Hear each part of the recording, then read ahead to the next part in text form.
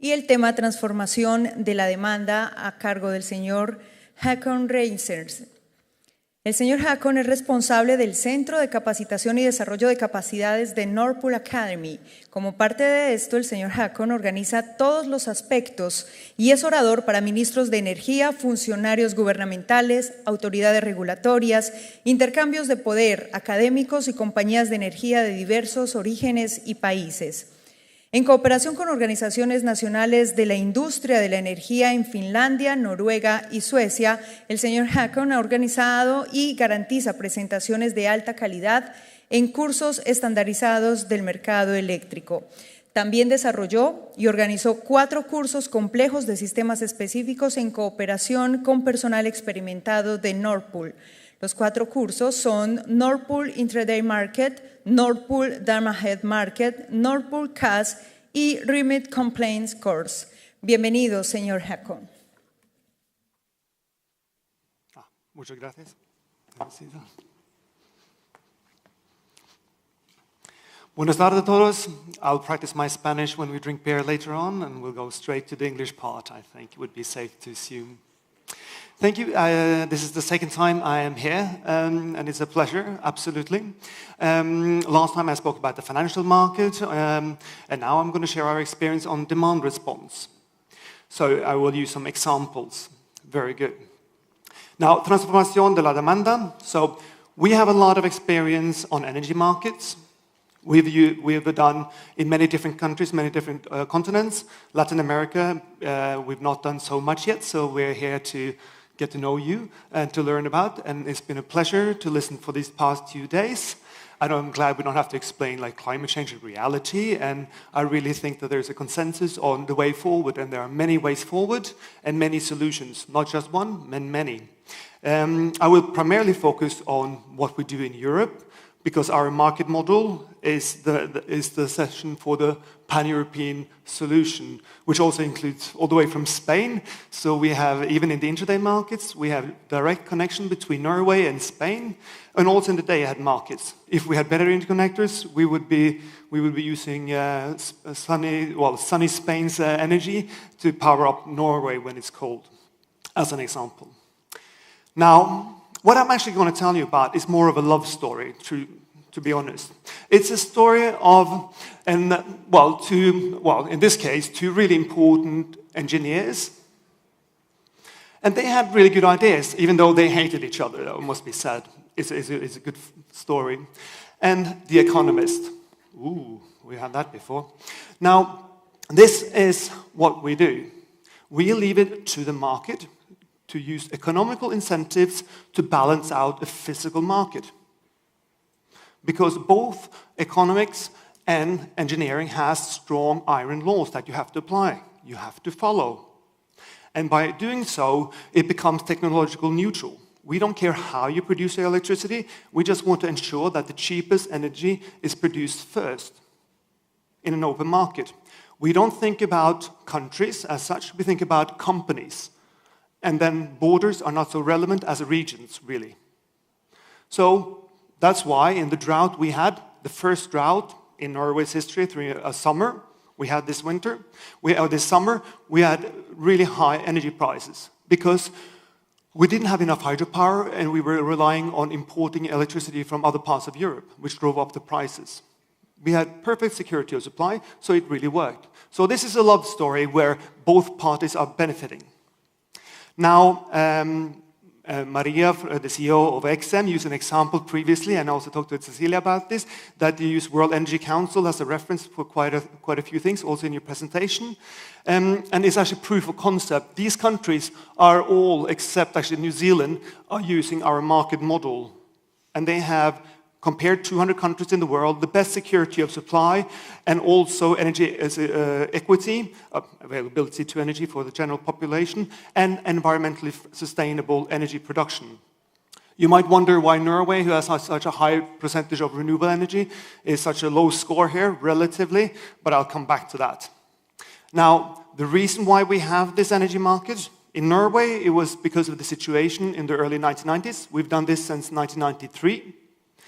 Now, EU sees the opportunities with the new economy, and they're pushing this forward.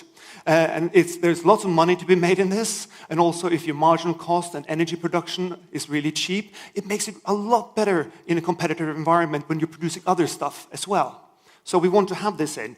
And that's why they also now are focusing a lot more on demand response, which is also part of the goal for the European Union. So us as consumers, we have to be conscious of this.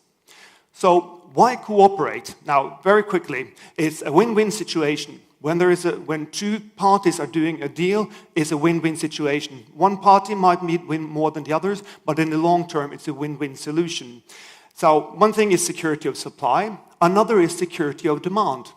If you set up a power plant, it costs a lot of money. Then you must ensure that somebody will actually demand this. If it's a bigger market, it actually helps secure your investments in the future. That's why you want to have these massive markets.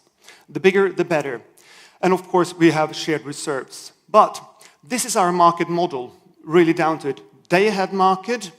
At 12 o'clock today, you know that you set the prices for supply and demand for all following 24 hours for the following day. So 12 to 36 hours into the future. If you're still in imbalance of some reason, you can balance yourself up by trading in the intraday market, which works really well.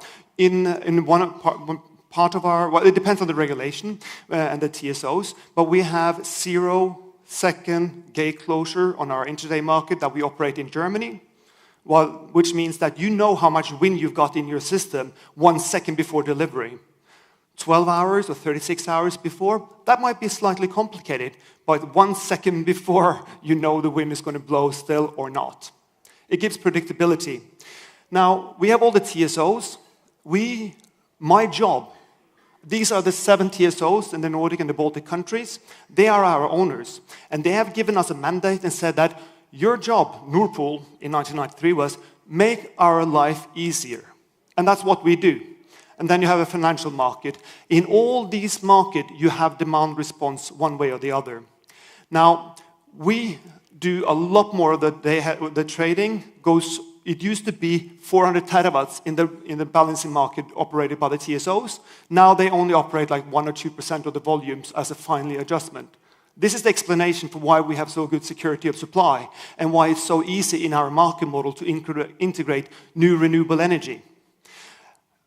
Yeah, I will focus on 2 markets now because there's too many to choose from and I don't have a lot of time, so I'll stick to my points. I've been given an extra 5 minutes, so I'll talk to you at the very end about NOS, a brand new market that we're developing now, which I think would be quite interesting, especially for those of you who are DSO or ISOs or TSOs for that matter. Now, 93% is the market share and is voluntarily in the Nordic that is traded in the day-ahead market. You can trade bilateral if you like, but 93% of the volume is traded via Nordpool in the day-ahead market. That is also supply and demand, of course, and this is where I'm going to talk about the demand response. I'll come back to the notes later. Now, what we see is that 2/3 of all orders in our day-ahead market are price independent, and demand is pretty much inelastic, while the producers know exactly down to the euro cent exactly how much their marginal costs are. And it has to be somewhere between 3,000 euros and minus 500 euros. I'm sure you'll find a price there somewhere. While demand is not very inelastic. It does not respond to price changes because if you run a hospital, it doesn't really matter what the price of energy is. You have to have electricity, one way or the other. This is really important. Now, me as an end consumer is not necessarily so important though.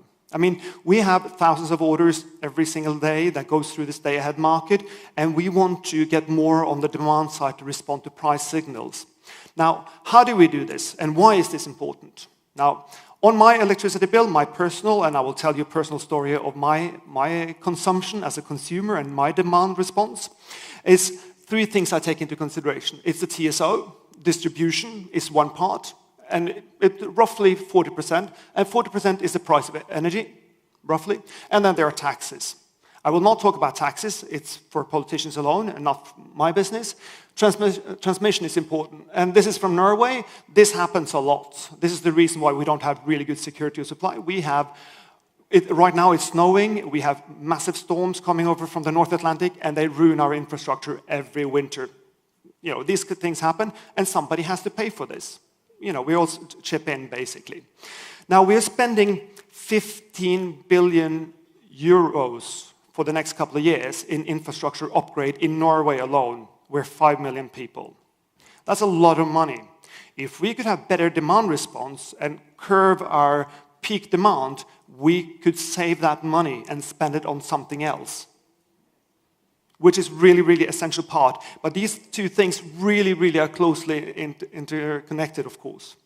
Now, these are my twin girls. You might see them around here because I brought them over for this occasion. So for some random reason, somebody took a picture of me when I had my paternity with my girls, and I ended up in the public. There are links on all of my slides, by the way, so you can get more information. And this is the transport and energy plan for the city of Oslo, the Norwegian capital. That's going to go carbon neutral within a couple of years. So, it's a good thing that I support what they say here, since they put it on top of my head, which is quite random. Now, what we do is that this is a really important part, but we use a lot of electricity. We spend more electricity per capita than any other country in the world, except of Iceland. So I spend an average about 1 megawatt per month. The average Norwegian is like 2 megawatts per month is consumed. It's really high. But Norwegians don't care because electricity is rather cheap, but they all complain that they think that electricity is expensive. So there's a story to be told here. Now, what happened on Monday, the 22nd of October, which is the day when I sat down and I made my preparation for this presentation. So demand response, okay, I need to go dig a little bit here and see if there's been some upgrades since the last time around. And there was some changes. I mean, this is from Montel, a news agent, and it has a lot of information. It says a little bit of what was happening. So there was a lot of wind, but the demand was the same, and it was quite cold.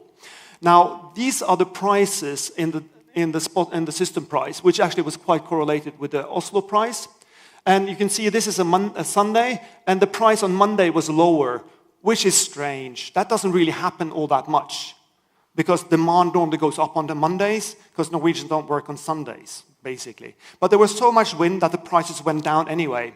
That was not wind in Norway. We have some wind, but mostly there's wind in Denmark or in Sweden or further south, because we have all this hydropower.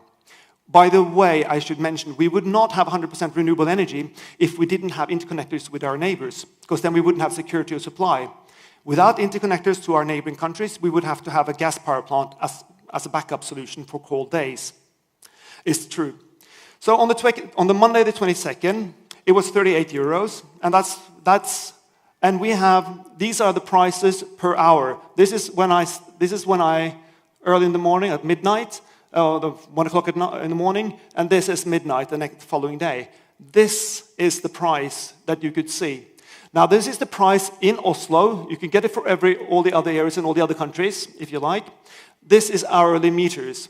Now, every household in Norway has an hourly meters. So this is the last year where we will be guessing what our consumption will be, because now we have live data. On my phone, I can see exactly how much we borrowed our apartment out to a friend from Venezuela now, so I know how much electricity he's spending right this minute, which is quite useful. This is big data.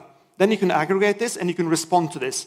And this is mandatory. Everybody has an automatic meter. So when should I spend this electricity? I'm going to come back to that. Now, this is my DSO, Hafslund. That's not optional. There's a monopoly. You don't need more than one DSO in one area for obvious reasons. That's why you need regulation, really. Now, what they say here is basically, this was my consumption those hours. So here I get up. Here's when I drink my Colombian coffee, mind you, 6 o'clock in the morning. My wife is a professor at university, so she gets up a little bit later than me. So she has her cup of tea here. So you can see when we're boiling water. And then you can see here we put on dishwasher, so it starts after we have a timer on it, so it goes on a little bit later. Or the washing machine for clothing, thanks a lot. In the middle of the day, there's nobody there, no consumption. There's some tiles that is heating the floor. It's like you would be using your air conditioning. And then here we come back home from the kindergarten, and I pick up the girls. I come back here, and we make everything is electrified, so we don't use gas for anything. So everything here is used by electricity. So here I'm making dinner, and here we're probably, I don't know, probably watching Netflix or something, chilling out, and we put on the dishwasher a little bit later on. And you can see here. Now, was that rational or not? I'm going to get back to that. But this also I should mention while we are at the DSO. This is for pluskunder, which means producer or prosumer. So this is a part for if I had solar panels on my apartment, which of course I don't. It's a 100-year-old building, but still, when we upgrade our roof on our where we live, we will have solar panel on our roof. Absolutely. And then basically, what happened is my problem here is that I pay 40% of my bill is to the TSO for distribution, but I pay only for peak demand. So all of this that I'm not actually using, I'm still paying for. I mean, this is per month, but I'm using 1 day as an example. So I'm still paying for all of this, even though I'm not using any electricity. So I should move that peak to somewhere over here where it's a little bit lower. That would be sensible for me to do, and probably what I will end up doing. Now, when I did this research on the Monday, on the 22nd, I realized that my previous supplier of energy, and I get the same area price, the retail price, as the biggest energy consumers in Norway, and the same price that is paid to any consumer and producer in Oslo region. So it's a really competitive market, and this is the price that I pay.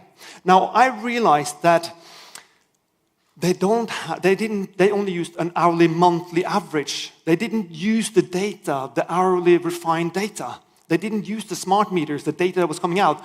So it took me 3 minutes I realized that they're not using it, to I changed to another supplier. It took me 3 minutes to change supplier. So my new supplier is Tibber. I actually called the CEO and told him that I was coming here, so I am allowed to use his presentations as well. And basically, one of the things they have is that they can have solar panels on your roof. And there's another company. They will assess the possibility, as the previous presenter talked about, how much solar power you could produce from your roof, and they can install it for you. And then this company will basically sell it back into the grid, and I will get the spot price. So the spot price is somewhere between 3,000 euros and minus 500, so normally about 20, 30, 40 euros is what I would get paid if I had solar panel directly into the market. If the price was negative, then I would disconnect, pull the plug, basically, because there's no reason why I should escalate if there's too much production of energy already. So this really, really works. And also the fact that it was easy for me to change supplier, which makes this market highly competitive. Now, they do a lot of other power-ups and such as well. So I can install some gadgets that can control all my gadgets in my, energy-consuming gadgets in my apartment, so that they only start consuming energy when the prices are low, which basically would flatten out my consumption and reduce my DSO tariffs, which really helps the system and saves me money, which really makes life easier in so many ways. This is demand response. Energy companies are facing the same situation, but they've been doing this for years. And they really, really, really focus on the finer details to cut, because they save 1 million, I save, the equivalent value of a beer. Now, what's more is that they can also, this is my consumption with the prices for each hour. And you can see this is what I showed you. So I'd like to move some of my consumption when the price is really low. And that price could actually be negative as well, if there was too much wind, for instance. So I got paid to consume energy, which would make perfect sense. And especially in Norway, we have a lot of electrical cars. We have a lot of electrical cars, which is good. But there is a challenge there as well, because everybody wants to charge it exactly when they come home from work, which is not the smartest plan when you should charge it. You should charge it at 3 o'clock at night, but you don't want to get up. But this company has an app. It says basically, we will charge it automatically for you. And you could aggregate all of these cars, so that via Tibber, all of these cars could turn around and be one common battery that could feed into the market again if the prices were high. So your car is not only a mode of transport, it's a battery on wheels, because Tesla is not producing cars, they're producing batteries with wheels on and other stuff. Now that helps.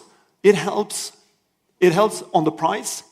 It would probably make the price a little bit lower. It would also help on the distribution. It really helps the system. This is demand response. Now, this is on a very small level because I only spent 1 megawatt. But, we have companies that spend a terawatt every month or more. Then this really adds up. We have a lot of chargings. We have a lot of super fast chargers as well. We have a lot of electrical cars. We have, I think it's roughly about half of all the cars are electrical, but nobody in their right mind would buy a petrol car in Oslo now anyway.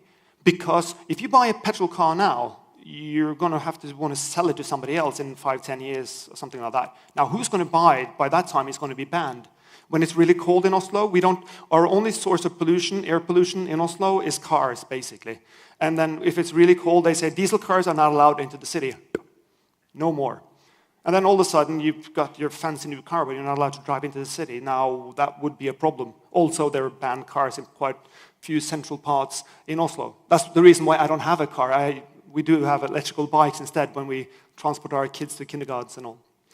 So there's a lot of electrical cars, which makes it's really nice. I like them a lot. There's something a little bit more advanced about it, I think. Now, back to the market. Now, I have my minutes to talk about nodes, which is really something more groundbreaking. So what we have the financial market, so that you can hedge your production or your consumption in 10 years into the future. And the markets that we are controlling, the Nordpool on the day ahead and intraday markets. And then you have the balancing market. The balancing market, the reserve markets for the TSOs are also regional. So they stop talking about nations as much, even though they are responsible for each country, but they also have demand response. So you have companies that have hydropower or consumption, and they have an option to keep the power they have optional to use or consume into the market for security of supply reasons. Now, what we saw is that there was a need for another market, and that's why this nodes market is being developed. And this is what it looks like. Now, the reason is simple. This is what we've been talking about the last couple of days. It goes away from conventional carbon-heavy production to renewables, from centralized to decentralized, from fixed to occasional, and a lot of surprises. This happens. Grid instability is a problem. Grid congestion might be a problem, and volatile markets. So you need something and then you have smart grids and intelligent markets as well. So all of these are solutions to these problems. So flexibility is what we identified as the key issue. And I say we, and I'm not quite entirely honest then, because it was a local DSO in Norway in cooperation with Microsoft that did the test for this to see, hang on, we have some flexibility here. We have a lot of, for instance, heated pools. I don't know if you heat the pools here, but we heat the pools in Norway. If not, they get freezing cold. We have a lot of public school has a lot of pools. So you need to, if you turn off the heating for 15 minutes, it has no effect on the temperature on the pool, but it could help on one of the peak demand curves and to lower it down. So you can defer the investment in new traffic stations or anything else, or new generation for that matter. So they had this pilot to see if it worked, and that was really the new part of this. So this is the whole thing with the DSO. For one thing, we have a lot of DSOs in Norway because they're owned by the municipalities and they have this local, they're a bit loyal to their local areas. But basically, they have to facilitate for competition in this market. They need to be neutral markets, and we are owned by the TSOs. In this case, we're cooperating with the DSO. They need to come up with new ideas to new problems, basically. And this is where we come on board. And the problem, of course, is because of all the new renewable energy that is coming. I can jump back there and see you taking a picture there. Here. Feel free. There. You'll get all these slides afterwards as well, and there are a bunch of slides on the background. Now, this was done in southern part of Norway. We have a lot of hydropower, so the flexibility there was there. So they basically didn't have a problem with deficits. They probably had a problem that they needed. They had some peak problems basically. So we wanted to have a look at a bigger problem, and then you go to Germany because Germany is what Brazil is in Latin America. Germany is in Europe basically. It is rather large. It has a sort of quite an impact. And they have some problems. because Germany has some problems because they are one market. They should be one zone. They should be several price areas. But the last person to suggest that Germany should be split was Stalin, so they don't want to do that. And they are paying a lot of money to balance out this. So they have loop flows. This is correct now, so, but it's...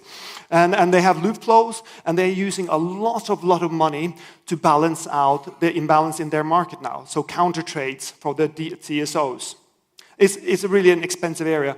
They spent 1.4 billion euros last year in counter-trade because of these bottlenecks. That's a lot of money that absolutely nobody benefits. It's a pure loss, really. So we have a live market. We're testing the nodes market in Germany and in Norway and in Sweden and in some Baltic countries as well to see if we can do this live. So we have invited quite a few participants to see if we can get some flexibility from the consumers and the producers into this market. And it works really well so far. We've not designed the market finished yet. It's not complete. And this is one of the beauties, is that because we ask our customers and our members and the people who are interested, do you have any preferences? How can we make this market attractive for you? What would it take for you to enter into this market? So Tibber will be a part of this market as well. I spoke to the CEO and he said, yes, absolutely, we should be a part of this. Because then we could aggregate all of my consumption. Because I don't have to have the tiles on my roof or in my bathroom when I'm not there. I can turn that off. I don't, because it requires me to turn on a switch, so I don't. But then I'll have a little gadget that will turn it off for me, depending on the price signals, basically. So that is definitely one of the solutions to overcome these problems. Well, yeah, it's a Microsoft Agder Energy initially. Microsoft is no longer part of this, but we're doing this together with Agder Energy. So this is a company owned 50% by us and 50% by a local DSO. And when this goes commercial, then the DSO will sell out their part because it's not their role to operate a market. But this is a member of Nordpool that says, hey, can you help us develop a new market? And we threw ourselves around. Now, I touch upon lots of topics, I know, and in 30 minutes, that goes really fast. I will talk a lot more about all of these topics in much more details when in Bogota in a couple of weeks' time. So that's why I brought my twins and my wife over here as well, so that we can have a proper Colombian experience and spend the month of November here. It's partly due to the weather in Norway in November. You can't go skiing and it's getting cold and miserable. But also when I was here and then in Medellin yesterday and visited XM, which was excellent, my wife said, like, you're taking us along next time. There's no way you're sending me these pictures. So I hope to see more of you when we come up to Bogota in a couple of weeks. And this is, well, if we changed the local government in Oslo, if not, I would have bought a Tesla. And that would have been my registration sign, definitely. And also, then I would have responded to the price signals, as of course.